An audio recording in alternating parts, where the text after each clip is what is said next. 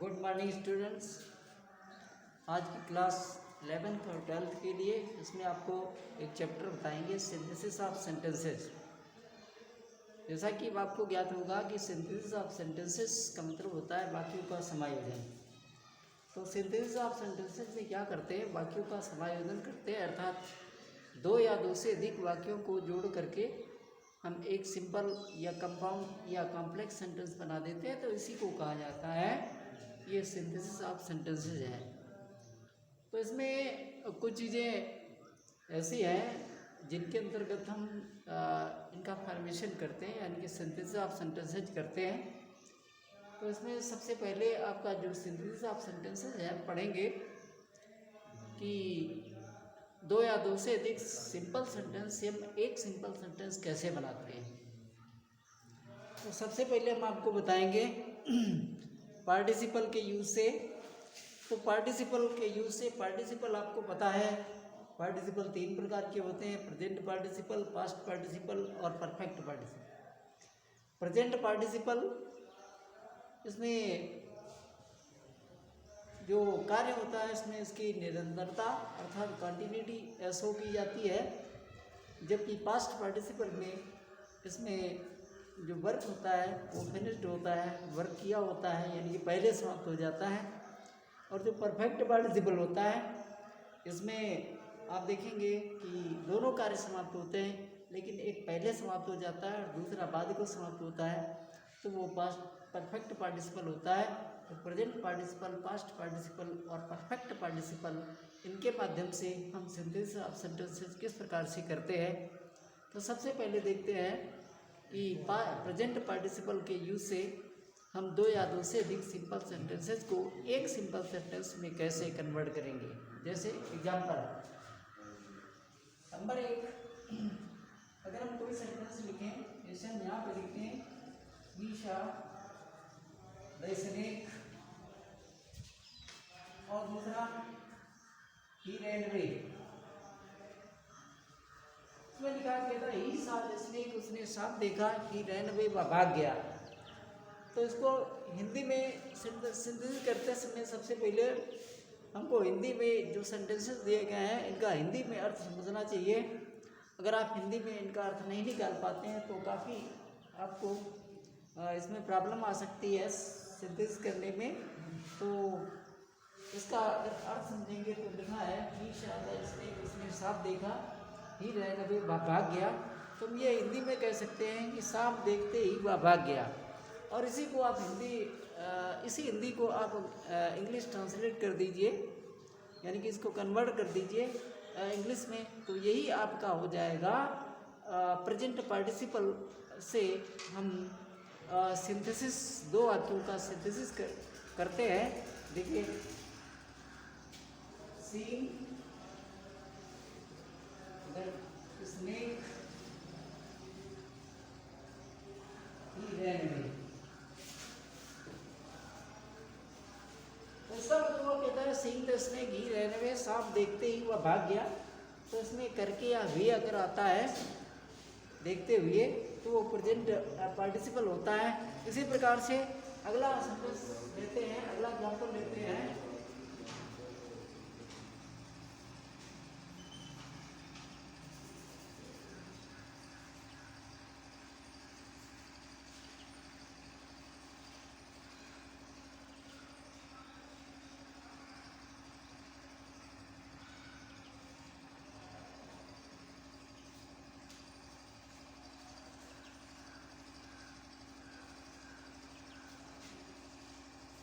They were driving, उसके बाद जो दूसरा सेंटेंस है they were afraid of, कहता ये सब देख रहे थे, भयभीत हो गए या डर गए। तो इसको अगर हम हिंदी में समायोजन करेंगे तो हम यहाँ पर लिख सकते हैं कि स्वप्न देखते ही वे भयभीत हो गए। तो हम क्या करेंगे, driven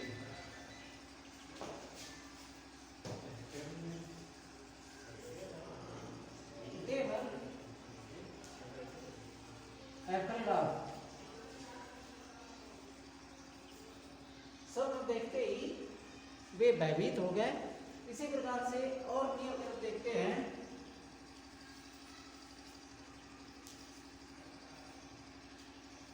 the child hear the noise to the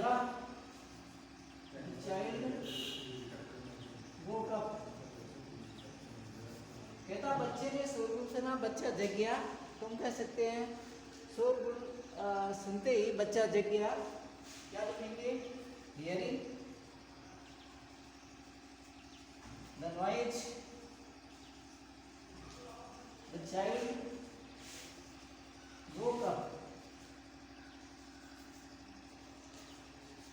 अगला सेंटेंस लेते हैं,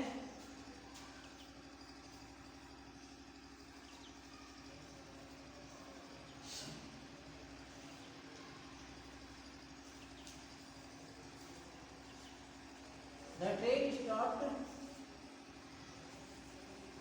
the train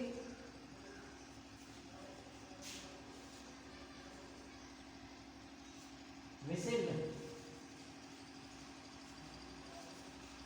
निकल गाड़ी रुकी, गाड़ी ने सीटी दी। तो हम यहाँ पर ये लिख सकते हैं कि रुकते ही गाड़ी ने सीटी दी, स्टॉपिंग द ट्रेन whistled।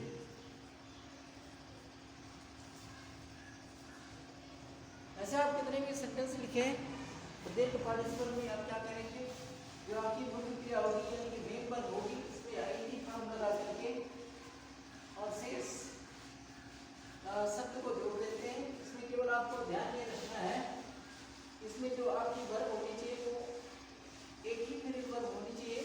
अगर एक से ज्यादा फील्ड वर्ब आती है तो आपका सेंटेंस गलत हो जाएगा, यानी कि इसमें सिंपल सेंटेंस आपका नहीं बनेगा।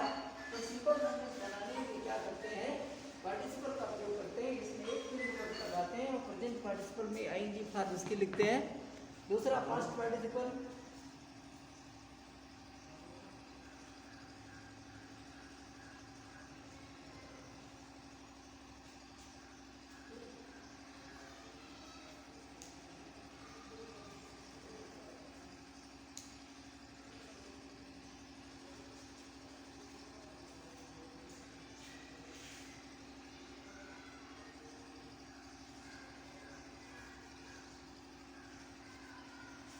ये लिखा है कहता आई लॉस्ट माय पर्स, कहता मैंने अपना बटुआ खो दिया या पर्स खो दिया।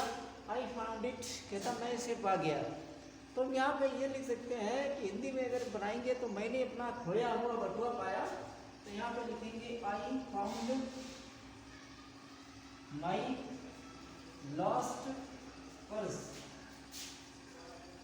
दूसरा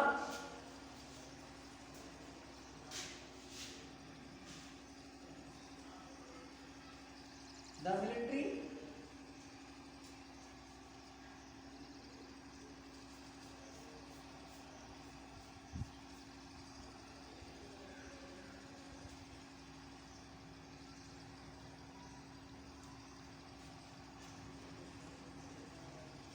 lost the way। अगला the military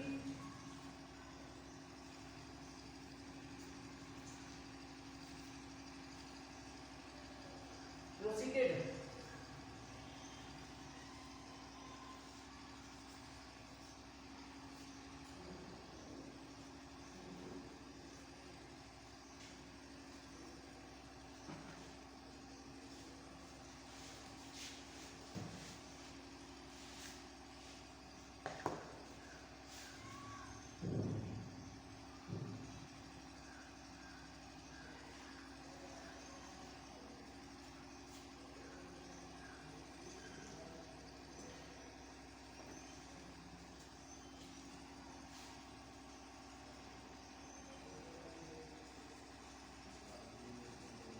ये लिखा है मिलिट्री लास्ट वे, कहता मिलिट्री रास्ता भूल गई।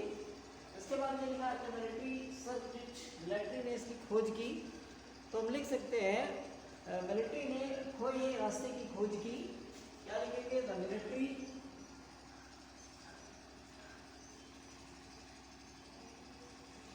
The military searched for lost way। तो इस प्रकार से अगर हम दूसरा अगला सेंटेंस लेते हैं, the soldier was wounded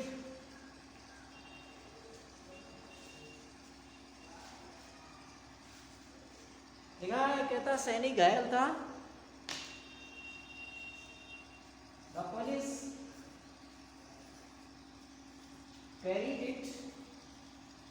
carried him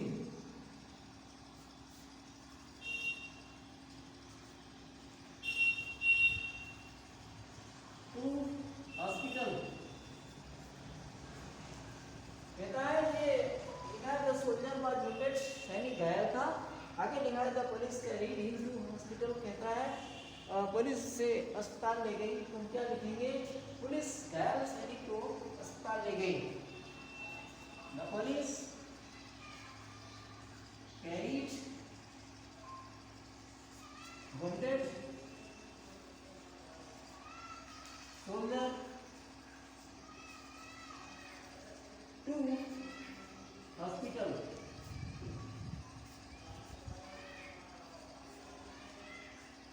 तो आप इसी प्रकार से कोई भी सेंटेंस लिखे तो उसमें आपका पहला एक कार्य समाप्त होना चाहिए और कार्य समाप्त होने वाले को इस प्रकार से दर्शाया जाता है। तो ये पास्ट पार्टिसिपल आपका किसी भी प्रकार का इस प्रकार का सेंटेंस आता है, एक का पहले से समाप्त होता है और तो उस ऐसे कार्य को हम इसको करने के लिए पास्ट पार्टिसिपल का प्रयोग करते हैं, यानी कि इसमें हम पास्ट पार्टिसिपल वर्ब का यूज करते हैं, थर्ड भाग का यूज करते हैं। इसके बाद में आता है परफेक्ट पार्टिसिपल। तो परफेक्ट पार्टिसिपल में क्या होता है, परफेक्ट पार्टिसिपल में आप देखेंगे एक कार्य पहले समाप्त होगा और दूसरा कार्य इसके बाद समाप्त होगा। कार्य दोनों समाप्त होते हैं, लेकिन शर्त यह है कि इसमें टाइम ऑफ इंटरवल अर्थात जो कार्य समाप्त होने का अंतराल होना चाहिए। जैसे यहाँ पर लिखे the traveller bought the ticket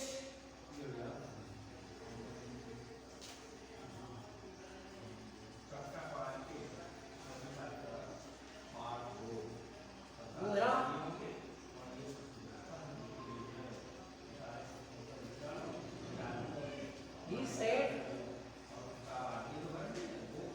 on the platform। लिखा है क्या, the traveller bought the ticket, ठीक है, था यात्री ने टिकट खरीदा। और दूसरा है लिखा he sat on the platform, platform पर बैठ गया। तो इसे हम लिख सकते हैं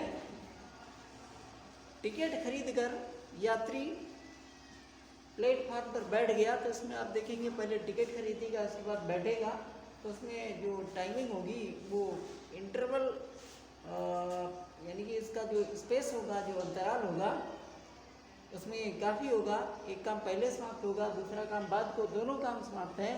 लेकिन शर्त यह है इसमें जो टाइमिंग मिस टाइमिंग दी है, इसलिए हम क्या करेंगे, इसमें हम परफेक्ट पार्टिसिपल का यूज करेंगे। क्या लिखेंगे, हैविंग बॉट द टिकट। उसके बाद में the traveller sat on the platform।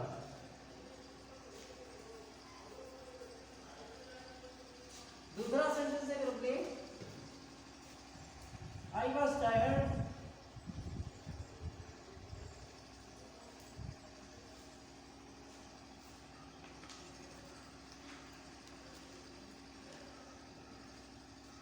I took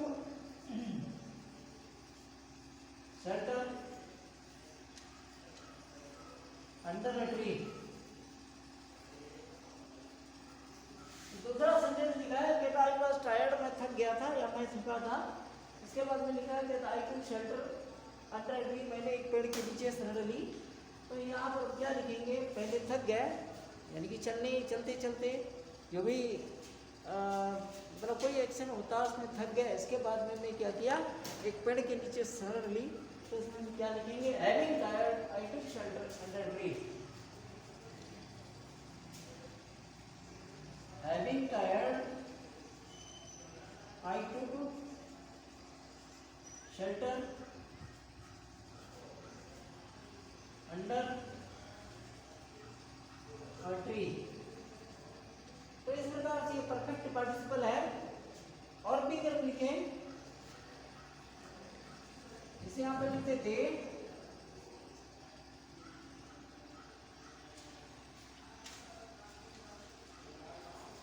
learned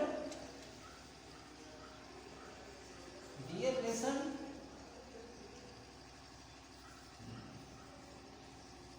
लिखा, दे लर्न डियर लेसन्स, उन्होंने अपने पाठ याद किए। इसके बाद में दे पुट आउट द लैम्प, कहता उन्होंने दीपक बुझा दिया। तो उसमें क्या लिख सकते हैं, having learned their lessons they put out the lamp.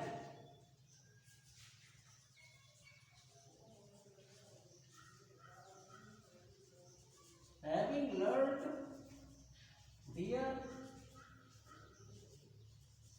Lessons they put out the lamp. इसमें आपने देखा एक कार्य समाप्त हो जाता है, उसमें क्या करते हैं, हैविंग प्लस थर्ड फॉर्म यानी कि पास्ट पार्टिसिपल का यूज कर देते हैं। अगर इसी प्रकार का कोई सेंटेंस हो जिसमें आपको लगे कि इसमें पैसिव फॉर्म का यूज हुआ हो, तो उसमें क्या करते हैं, हैविंग प्लस बीन का प्रयोग करके लिखा जाता है। जैसे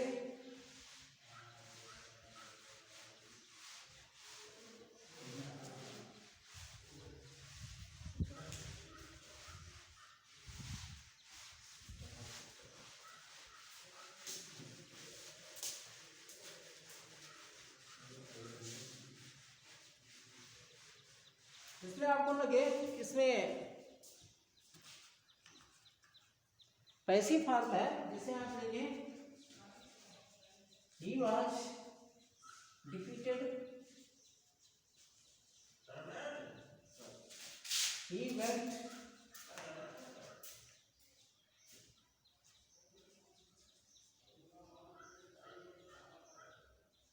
इनटू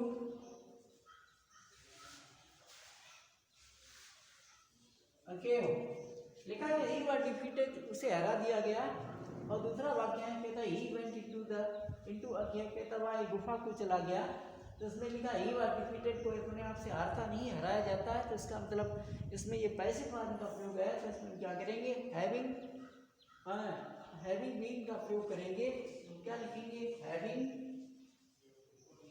बीन डिफीटेड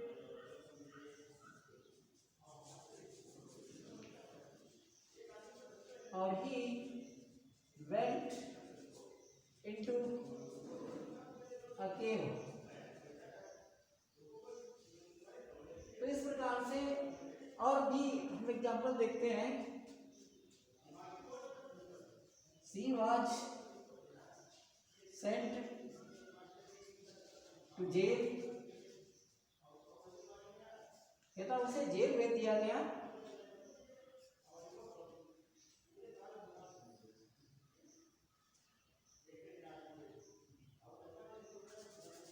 शी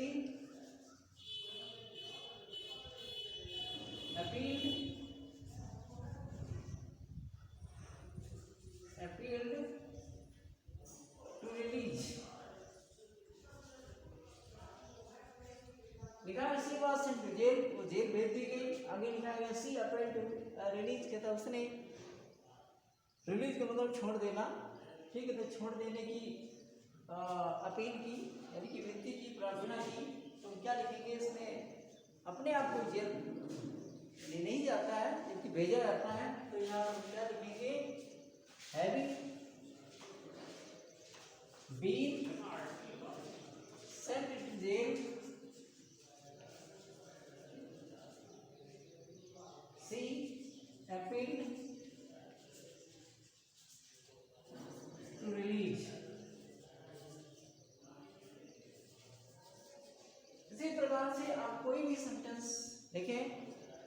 उसमें परफेक्ट पार्टिसिपल का अगर आप यूज करते हैं पैसिव वॉइस होने पर हम क्या करेंगे, हैविंग बीन का प्रयोग करेंगे। अगर पैसिव फॉर्म नहीं है यानी कि having been plus past participle third क्रिया की तीसरी अवस्था, और जो हमारे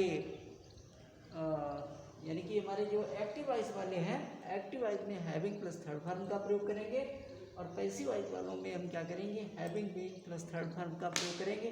थैंक यू। आज का बस यही तक। आप अपनी एक्सरसाइज इसी से संबंधित अपनी कॉपी प्रैक्टिस कॉपी पर करें। Thank you.